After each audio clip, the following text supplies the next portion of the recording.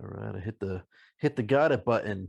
You Man, know what he's time that he's is? cracking it open early today. Yeah. That's funny. Yeah. So one less thing I have to edit out in the intro, I guess. Yeah, there you go. Well, foodies, welcome to the BDSM podcast we got. And we are going to continue our journey here. And this time we're actually into the Northeast. So it's just going to be pretty good, Mhm. hopefully. But I am Professor Porkloin, and I'm here with my awesome co-host. The Meat Viking. And we are going to make a trip to New Hampshire today to kind of talk about what are some things that people up there like to eat and drink and do all that. Now, So, usually I'm not too perturbed by when we look at some of these states that I'm like, yeah, I could see myself living there. But New Hampshire, based on the food choices I've seen alone, have so far made that list. hey man, their state motto is live free or die. So Yep. you might want to reconsider that. And plus, I think they also don't have any state taxes on their alcohol. Yeah. And I saw also no sales tax, I believe, while I was looking Yeah. through. Yeah, man. Like I said, live free or die. It's always Mhm. funny, before we get into everything. So I have family that's from, New Hampshire, and whenever they would go up and visit, because I lived in Pennsylvania, so not too far away, but whenever they would go up there, they would always take orders for the other family members that were living around and say, "Hey, we're going up to New Hampshire. What kind of liquor do you want?" Nice. Because the first exit, once when you cross the state line, is like the biggest liquor store you will ever find, Oh, and it has dope. everything. And it's almost like going to the duty free shop at an Mm-hmm. airport because they have shit that you normally can't find in like the big bottles that you normally can't find. Yep. So people would be like, "Oh yeah, let's bring me back X, Y, and Z," and people would spend like $400 on liquor just to drive it back. Yep. So New Hampshire, man, they know what to do up there, that's for sure. Right. But so moving along, what did you crack open there, man? So, not knowing that this state loves breakfast as much as I do, I was picking up some beers and I saw a blueberry maple pancake bourbon barrel aged ale from Elcottville Brewing Company. And God, that almost sounds like you just went to a Starbucks and started ordering some frappuccino, whatever. I mean, like, you're not wrong. 7.5% ABV. The only downside to this, I wish this was either a stout or a porter, because then I think those flavors would come through more. But the biggest flavor I get is like your typical ale flavor. In Yeah, but you, all, you in can't all taste any of the things, blueberries though. no, I can't. Blueberry is very hard to kind of work with anyway. So Like I get the thickness from the maple, yeah, um, and I think like the maple and the bourbon kind of, I guess, mellow out everything else. But all in all, it's definitely a beer I would drink again. hell yeah. Well, Hell yeah. you can't go wrong with some bourbon aged ale or any type of beer that's been bourbon aged. Right. So, but as for me, we had a little gathering this weekend, a little celebration of the birthdays. So I made some cocktails, Oh and shit. I had some leftover stuff. So we called it the champagne bougie drink, but it's kind of like I guess you can call it a little bougie with the champagne on the side, but it's basically citrus vodka with some pomegranate juice, some cranberry juice, some champagne, and then some ginger ale. And you throw in a little bit of some lemon juice with it. Mm-hmm. Man, it's got a nice tart flavor to it with a little bit of that citrus stuff in the back end. That shit will fuck you up. Yeah, sounds good. So I figured, you know what? Let's just have myself a little cocktail today. Right. Not a bad gig. Not a bad gig at all. Not a bad gig. You're right. So, all right, man. Well, have you ever been to New Hampshire? Sadly, I have not. You have not hit up the northeast side. I've been to Maine. Yeah, well, we've already discussed Maine. We already know that there's nothing fucking there unless you're going on to the Mhm. water towns, you know. Right. I could at least New Hampshire has a couple other things. And I mean Mhm. it's close enough to Vermont and Massachusetts that I mean you could basically drive through it within a couple hours anyway. But Right. they have skiing, they have they have other things. They have one of the mountains up there that you can drive up, and they have a bunch of lakes. And so New Hampshire is actually a pretty cool state Yeah. for as small as it is. But you are right, they do love their breakfast. So what was one of the first ones that you found? So one of the first ones I found um was a French toast, and the way that they prepare this French toast is they use day old croissants and then they smother it with local maple syrup, blueberries, and then fresh cream. Um, and apparently you can get this at an old farmhouse in Wilton, New Hampshire. It is known as the Hilltop Cafe. Okay. Mm-hmm. So, See, I like French toast. I could totally go down on half a stack or half a thing of French toast. yeah. And it's crazy how they probably put, what'd you say, they put fresh cream on it and they have some blueberries. Yep. I'm not too keen with the fruit on my French toast because I like the powdered sugar, and the cream would probably be pretty good. They still have But powdered sugar on there. I could probably see doing some blueberries or maybe some blackberries and kind of giving it that little flavor. Yeah, like I'm kind of with you in the fact that like I like fruit on my pancakes, but not so much on my French toast. You know what I mean? Yeah. But Well, yeah, this looks respectable. well, I think that's one of the other things that they have up that way too is the pancakes. They do. And I think they have where you can put a bunch of different combinations onto it with some different batters and some different additions like your blueberries or blackberries or coconut or something like that. Mm-hmm. And you know what, I feel like the pancake kind of absorbs whatever fruit or thing that you're putting into it because the batter, Yep. like when you throw that on the grill, you see all the bubbles and you can throw all your bananas, whatever, and then when you flip it over, it just kind of absorbs into that. Mm-hmm. Whereas French toast, you're putting in the egg batter, and then you're just throwing it right onto the grill there with some cinnamon and maybe powdered sugar at the end. Yep. But so I just don't think it lends itself to the same thing that a pancake would. Right. Now, speaking of pancakes, in the town of Sugar Hill, you can find Polly's Pancake Parlor. Um, they recommend trying the whole grain pancakes, but it did mention that you can mix batters where you can do the plain whole wheat or buckwheat. And you can kind of like make your own pancake that way. Same with additions. Um, and I see two things here that I've never really tried on my pancakes that they recommend, and that is coconut and ginger. Mm, not a big fan of either of those, but I mean, I guess I would try it. It's the only Mm-hmm. thing there. Right. So kind of a little interesting thing. And that was at Polly's Pancake Parlor in Sugar Hill, sorry. And the other thing that I noticed as far as breakfast goes, is something that my wife actually loves, and that's eggs Benedict.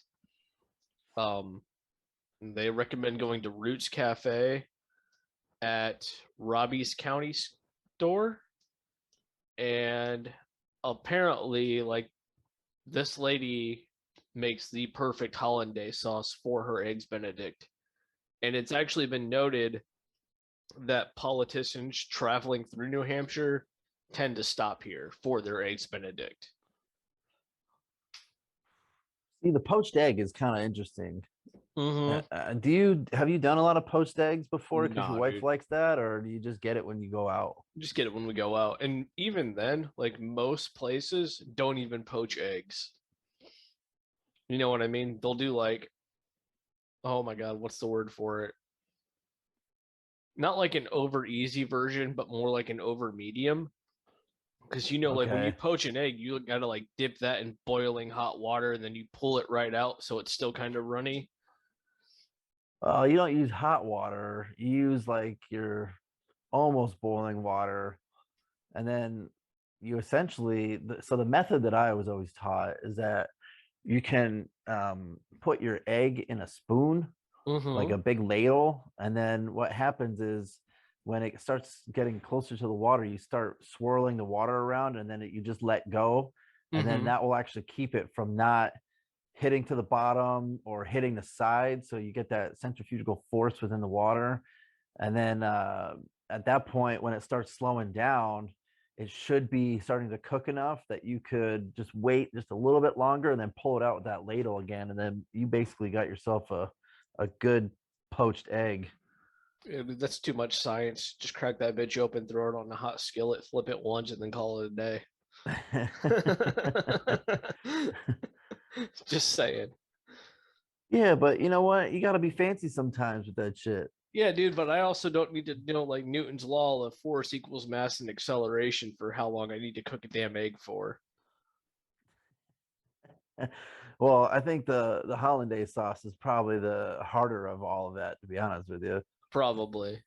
Because like hollandaise, now correct me if I'm wrong on this. It's like an odd mix of like horseradish and like lemony flavor.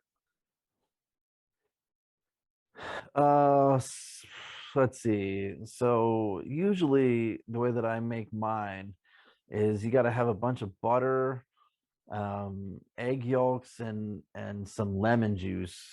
And then Mm-hmm. sometimes I like throwing it just a little bit more spicier, so I'll put like chili pepper or cayenne or something in it. Okay. And then yeah, you basically have to um, stream in the hot ass butter into the mixture, and then I mean you're essentially blending that crap all the way up until it becomes just a smooth little sauce. But the problem is that you could break it because of the melted butter.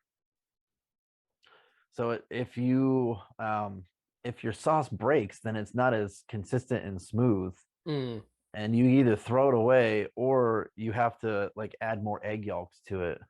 gotcha. So it's almost like an oil and water kind of thing. You have to get that perfect mixture, otherwise it's gonna separate on you. Yeah. Okay. That's basically breaking your sauce. And I mean, I'm trying to think of another example. Have you ever made, here's a good example. Have you ever made, what the hell is it? Shit, I just made some the other day. Um, bread pudding. That's what it is. I have not made bread pudding in a long time, but I do kind of know like the general steps.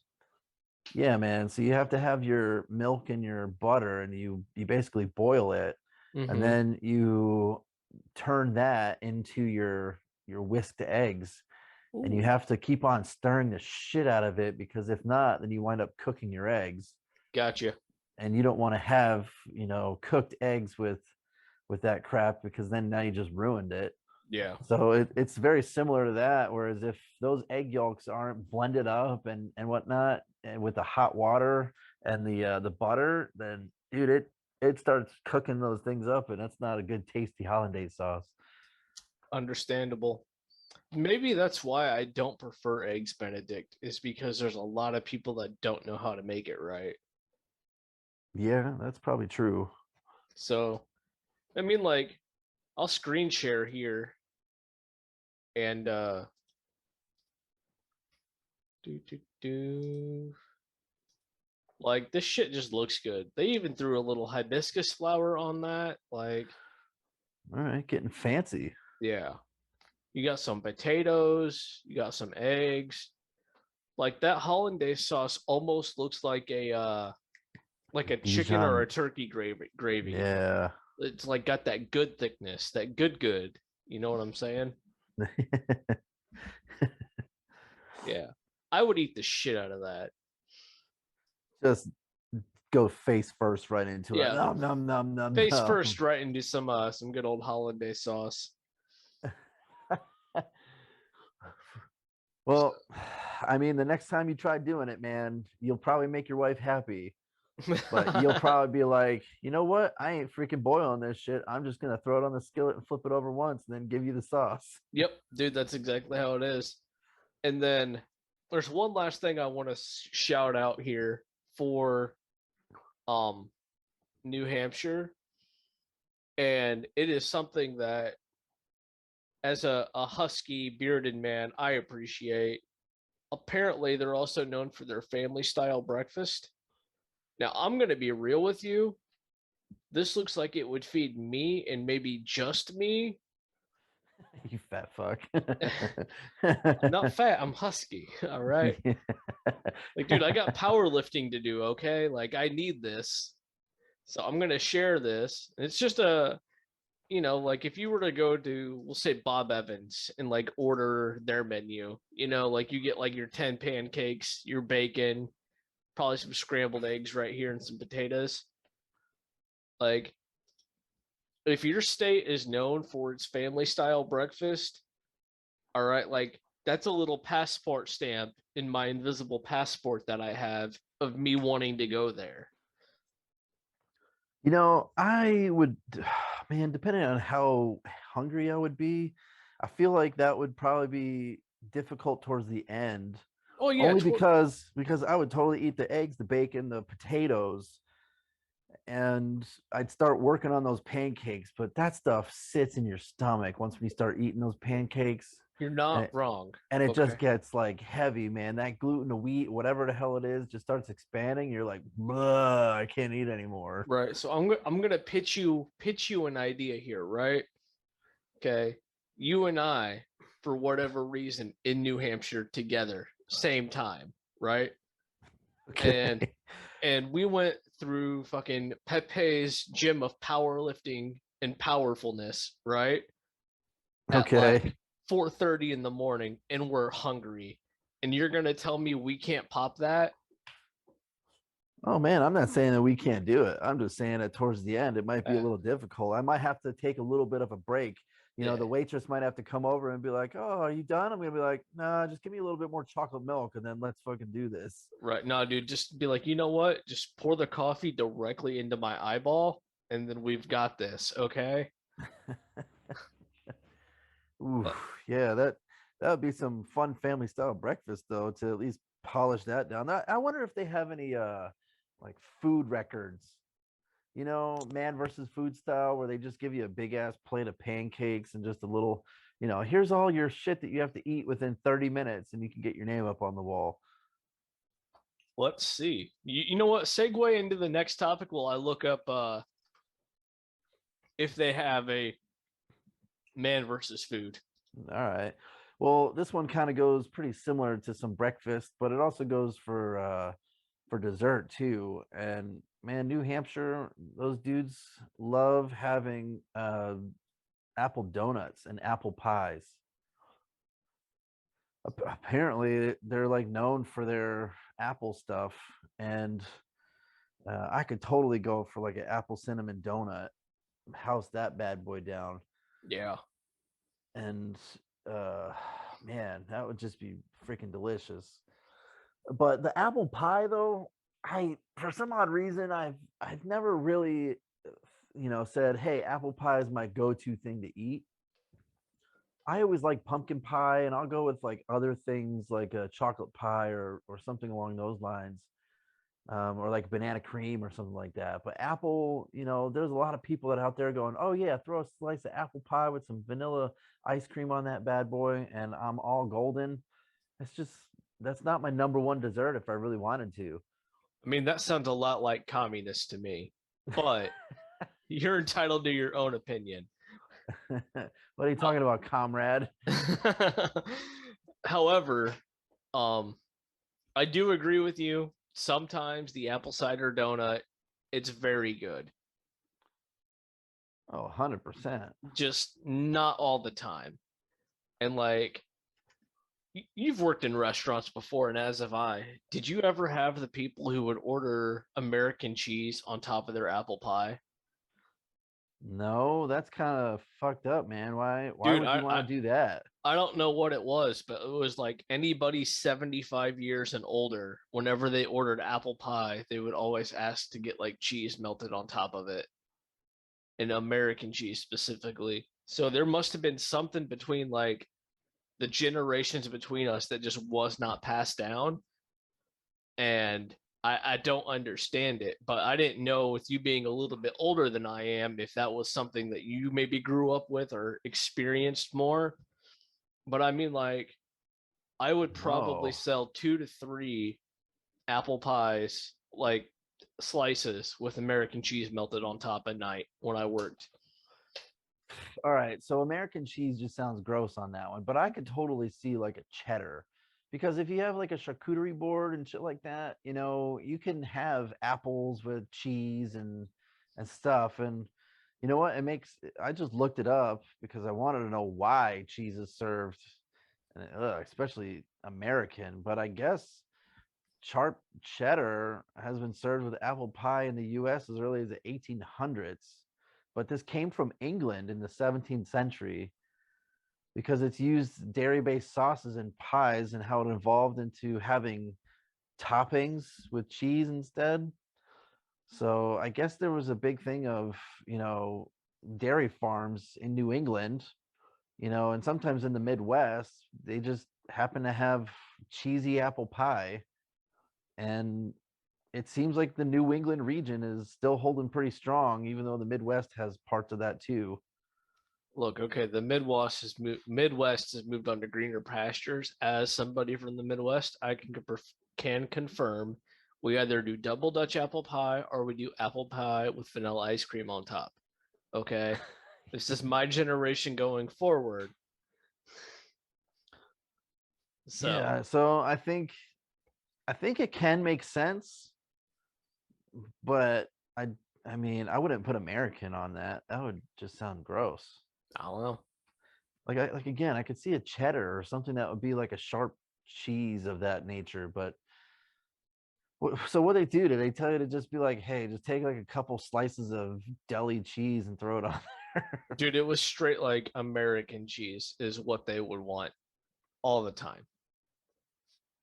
Ugh, And it all was right. always like these old customers where they couldn't talk loud, so you'd have to like put Lean your in. ear to the mouth to hear them, you know? They be spitting on you. Yeah. Listen I here, Shunny. yeah. So to segue away from this, I did see an episode of Man versus Food. All right. Season 4, episode 16 takes place in Manchester, New Hampshire. Um, and it's actually a barbecue episode. Oh, that's kind of surprising. Yeah. They go to You- Casey's Rib Shack, Mr. Max Mac and Cheese, which I didn't even see on there, but I'm interested in. Which they serve a deluxe cheeseburger mac, and then they finally head just outside of Manchester to Smoke Shack Southern Barbecue, where they go for their ghost pepper infused Inferno Burger Challenge. Oh, I that just Nope. sounds like my butthole's gonna burn Yeah, from do you eating that. have to wipe your ass with the snowball? Dude, a milk snowball because just regular water ain't gonna do it, man. Like you need something to negate some of the oils in that pepper. I feel like you'd have to give yourself a milk enema or something, or like shove bread up your ass or something. I Or wish you weren't wrong on that. I guess No. if you really want to get drunk and whatever, because I know alcohol does that too. That's why, usually you have wings with beers because the beer will cut some of that the oil from that pepper. Just Mm-hmm. shove that up your ass too. You get hammered though. Right.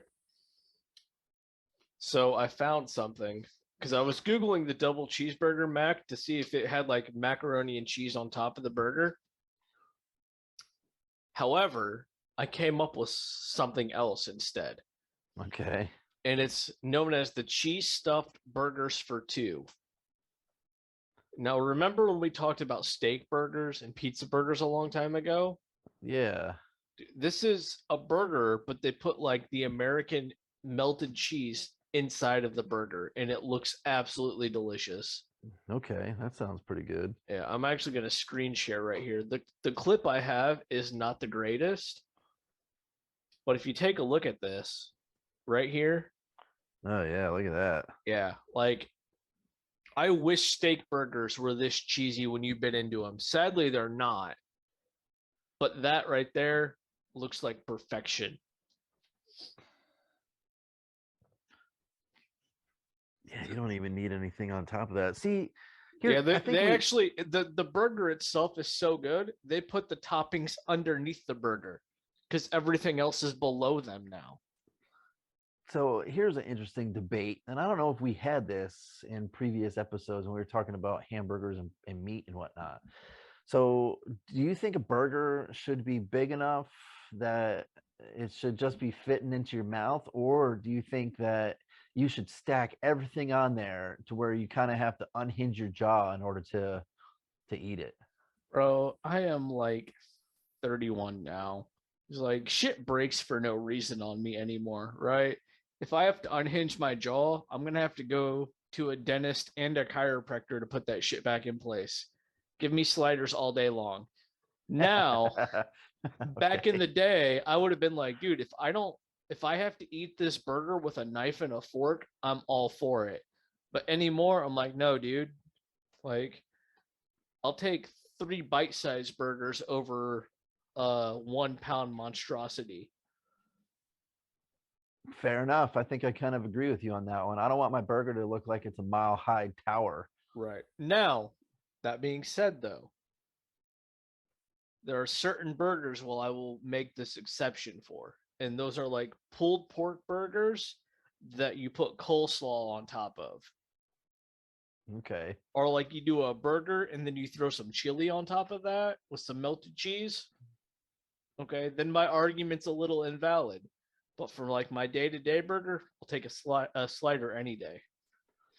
All right. Well, then the other debate of having that burger then is, do you eat it with the bun, with the curved part of the bun on top, or do you flip it around and eat it on the bottom?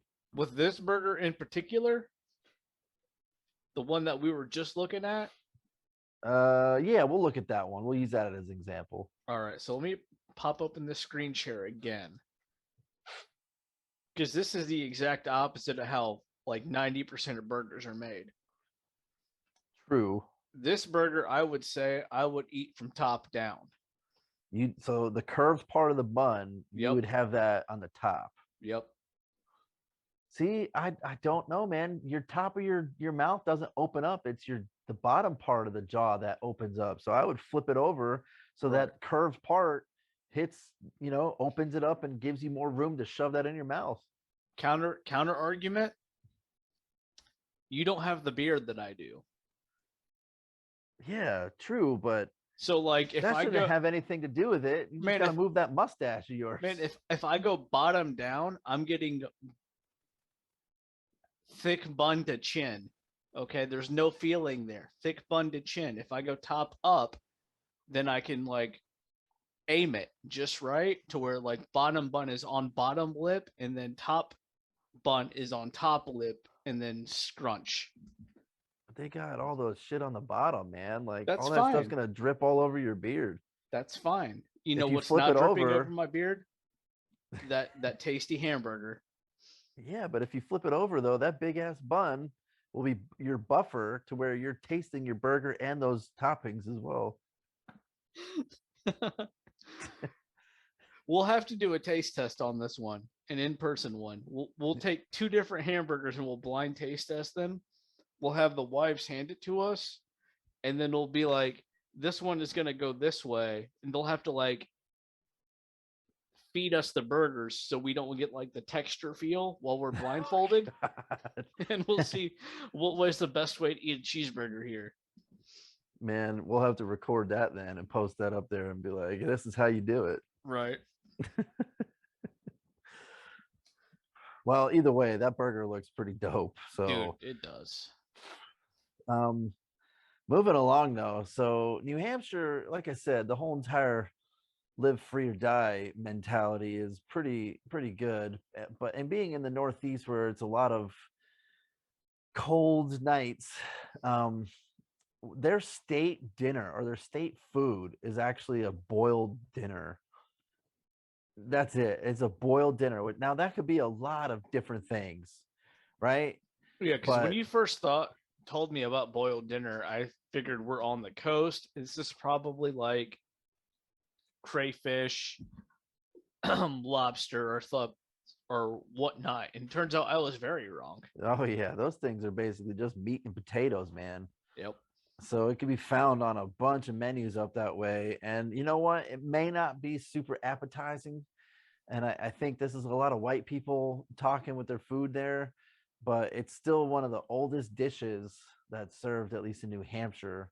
And so you could do it with a couple different meats, and but mainly you're looking at something like ham or brisket, and they boil the hell out of that, and then they throw in vegetables. So you can get stuff like carrots, potatoes, cabbage, and I think you get some of your flavor from that meat being boiled into that soup style stock, I guess.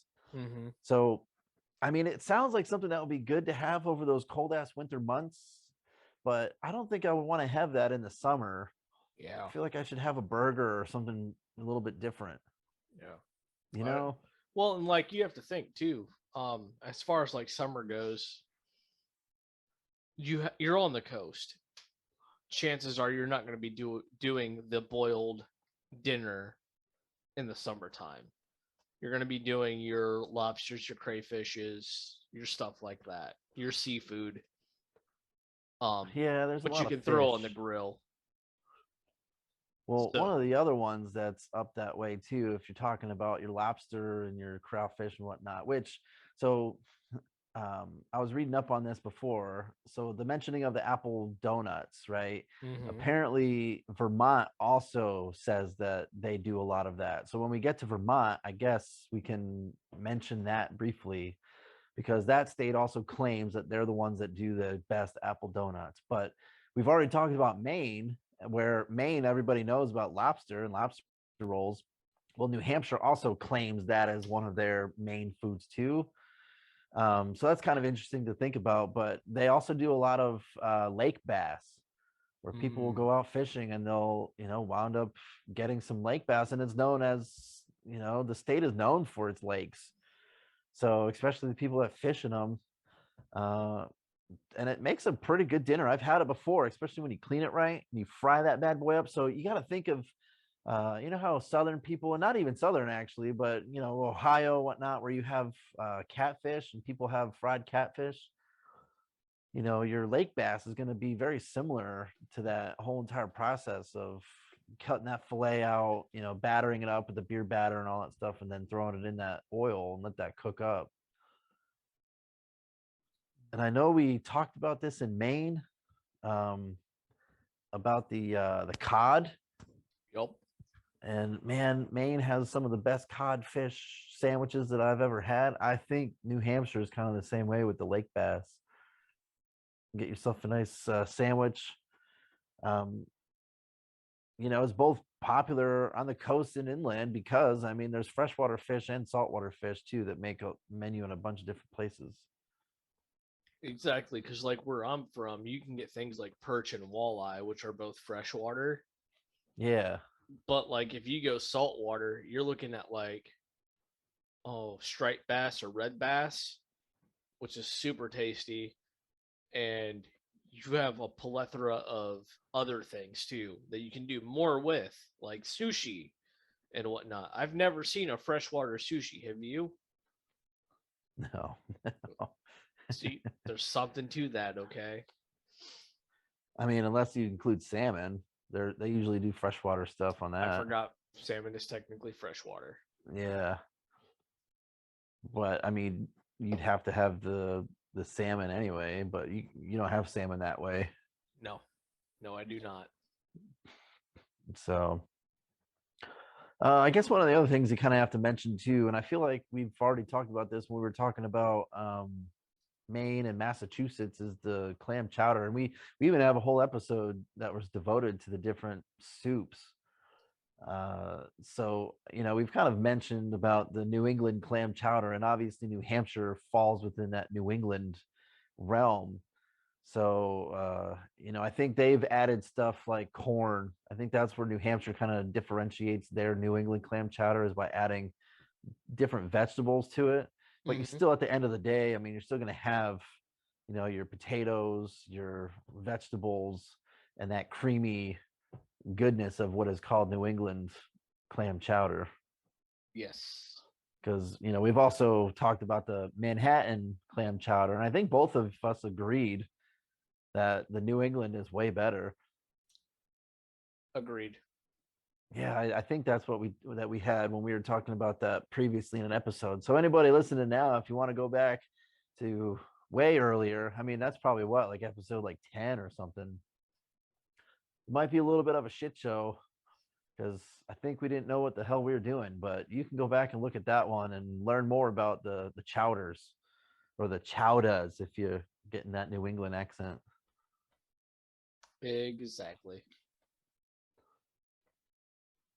Ah, food. So one of the other ones that I found too, and I feel like this kind of goes with a lot of places, is venison. Yes. Actually, where did it go? There's a huge hunting, activity up in New Hampshire, and even New England itself, or even the Northeast. But I feel like even out in Ohio and Midwest, there's a big hunting scene too. So, Hmm. but I think you find a lot of venison on some menus up that way. Yeah, actually, I finally found it again. Where's it called? The Rainbow Grill and Tavern at Tall Timber Lodge in Pittsburgh, which somehow I guess Pittsburgh is in New Hampshire too. It might be. I don't know. That it's under the New Hampshire thing. Um, they offer game as a daily special, and the choices can range from elk, bison, and deer. And as somebody who's a big fan of wild game meats, especially the three I mentioned above, I am all for that. So, Yeah, so Pittsburgh, I just looked on the map there, and it's all the way up the north side of New Hampshire. gotcha. Like you are real close to the old Canadian border there, and you're super close to the Vermont border. Okay. So you're kind of right in that corner of where Canada slash Vermont meets.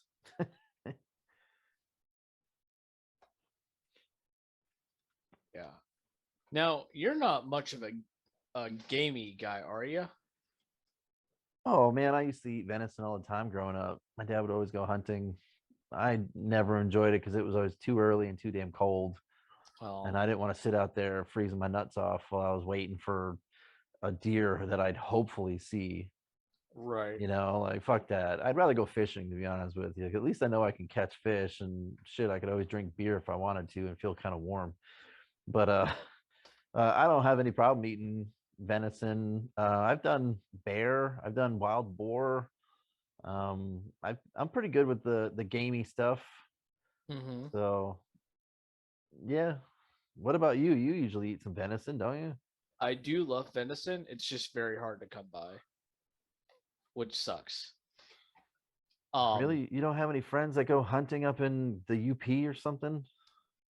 no, Or and go hunting in like, the ones I do have that go hunting each have like 5 kids apiece, so I feel bad asking them for their meat that they got for their family. You know what I mean?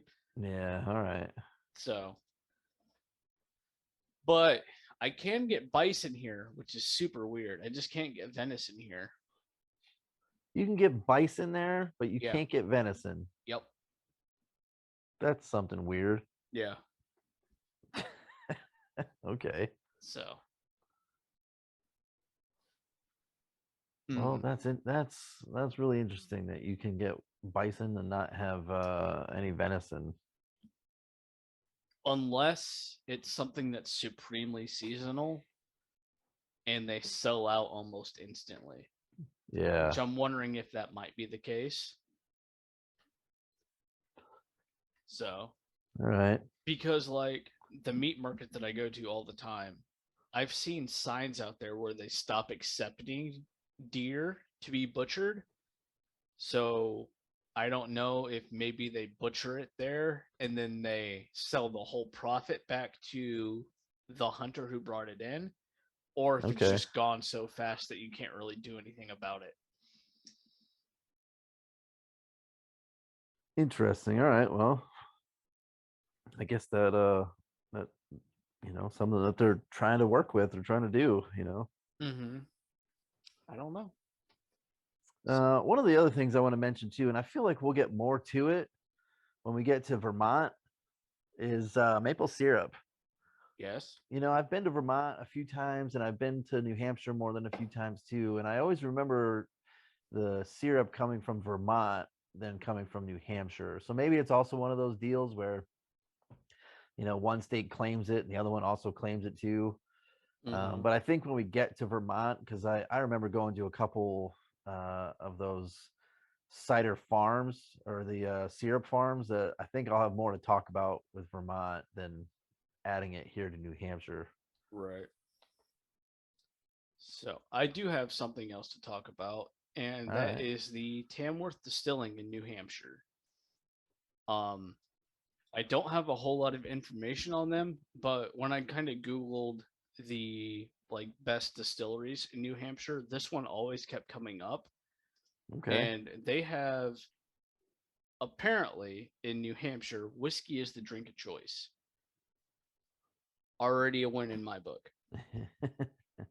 Now they do bottle and bond straight white rye whiskey. They do corn whiskey. They also do Applejack, which is super tasty. Yeah, we've mentioned Applejack before. And Mm-hmm. for people that don't remember, Applejack is essentially the freeze distilling of liquor. So, you get your hard cider, and then what you'll do is you'll put it in the freezer and you'll usually put it into some jugs and you turn them upside down with the ice. So they get all frozen. Then you turn them upside down and you put them in your fridge. And then what happens is all of that liquor will start melting, Mm-hmm. and then the ice will be left over. And then you keep on doing that. And before you know it, you'll have just pure, not pure, but you'll have high content liquor. So the downside to that is that you're not going to want to drink a bunch of this Applejack because Right. it will fuck with your body because it still has some of those, bad liquids in it. Because when you do a normal distillation, when you heat everything up, you get rid of all the what's called the heart, or you get rid of what's called the tails. So the first tail has all the ethanol and the crap that's bad for you, and then the second tail is like the water that's boiling up, and Yes. you're getting the hearts. So with this freeze distillation, you're not getting that first tails with all the bad stuff out of it. So like having one little snifter is okay, but you ain't gonna be drinking like a half a pint of that crap because then you'll be all fuckered up. Yep. So I found something else. This is venison flavored whiskey, Ooh. known as the Deer Slayer, made with the flora and fauna of New Hampshire in autumn. In particular, they actually use venison. They use red deer venison from local New Hampshire farm. It's hand chopped and then tossed with cranberries and mushrooms, juniper berries, and green peppercorns. Ferments overnight um, to get the meat's gaminess, and then is slow smoked over a mix of seasoned branches from New Hampshire's forest. Takes 3 years, and it's a white wheat whiskey. Serves as a lighter body whiskey backbone, allowing truly unique flavoring to shine through after its final distillation. This is something I would like to try. I mean, I feel like you got to try something. Yeah. So I guess you get a little bit of the gaminess of that venison, Yep. but you get some of the sweetness of that whiskey. Yep. The tasting notes on this are savory and smoky notes, characterized as one of a kind spirit with a subtle spice on the palate and a lingering finish. Damn, okay. Yep. This is Deer Slayer venison whiskey, and this is the first time I've actually seen such a product. How much is that? I don't see a price tag, but it's 99 let me- proof. Let me look real quick. So you said Deer Slayer. So let's see, Deer Slayer whiskey. Yeah, you're right. It's 99 proof. Dude, that's some potent shit if you're looking at 99 proof. Yep. $65. Not terrible. Not bad for a whiskey. Mm-hmm. So I guess they have other ones too. They have I see a corpse flower. corpse flower brandy. And then whatever the eau de musk is. Oh, it's using beaver. They have North American beaver with it. Interesting. So it's got a leathery raspberry taste, and they fortify that whiskey. Oh shit, I didn't think you could use beaver either, but damn. It's about time beaver's good for something. I wonder if they trim the beaver before they throw it in there. Nope, it's full furry beaver. They want you to get the whole entire scent. Yep. This is about the experience, not the journey. The journey is going to be the worst car ride you ever taken, but the experience is you can be like, I've drank beaver before. And that's a great conversation piece. Yeah, someone would be like, what the fuck are you talking about? And then you could be like, oh yeah, it's eau de musk. Yeah. So I guess you can buy it online. So I guess you can get all three of them for $180. well, look, I'm just going to be real honest with you. It's not the first time I've heard about buying beaver online. Yeah, well, that's true. So, but this one you'll actually get stuff instead of, just a quick little show. 2 trips to Russia and then just a 20 grand in debt later.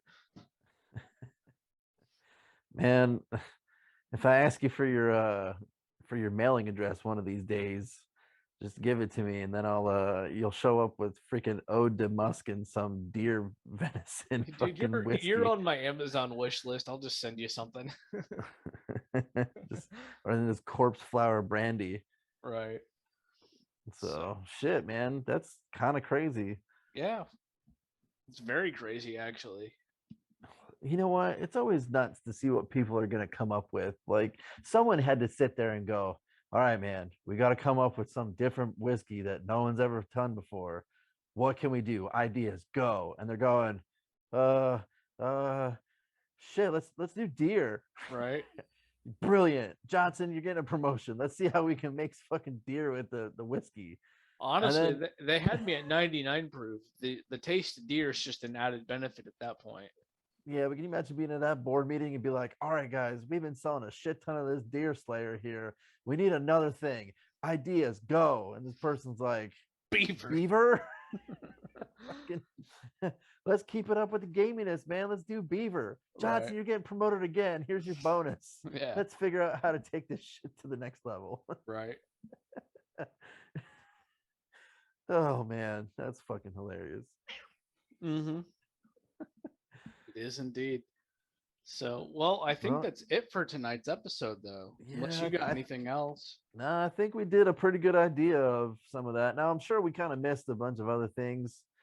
I don't know, maybe some food traditions or whatever happens there. But, if you're listening in and you want to say something about some of the New Hampshire foods, then go ahead and leave it some in the comments there, or let us know and we can talk about it a little bit more. But we're going to move on to the next state, and that is New Jersey, right? Mm-hmm. Sure is. And we might have a special guest for that, someone that actually lived in New Jersey, coming up. So hopefully we can probably see if that's actually going to work out or not. Let's hope so. But the next episode, we will shoot for that one. So, but I don't know, man. You want to take us off? Yeah. Well, I hope you learned something new about today's episode. Let us know if you would try any of the weird whiskeys at the end, and how do you feel about family-sized breakfasts? I have been your host, the Meat Viking, with my wonderful co-host, Professor Porkloin. and We're we're gonna gonna call it for sign tonight's off. episode. Later.